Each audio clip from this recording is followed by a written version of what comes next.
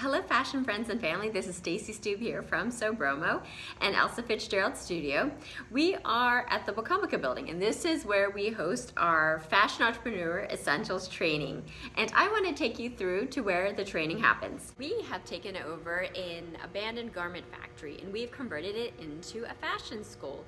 It's a fashion school that teaches you about the process from design, development, sourcing, all the way to that small batch production. And we wanted to show you within this environment so that you get that bridge between theory and concept into what happens on the factory floor. We also offer a range of technical courses, so starting from introduction to sewing, to draping basics, to alterations, how to alter your own pants, and other different needle trade methods. We're actually going to launch the Needle Trade Night School, and that's actually going to focus more on a lot of the expert sewing level within the factory environment, so people can upskill from sort of that home sewer to that high level of quality construction, but also speed in operation.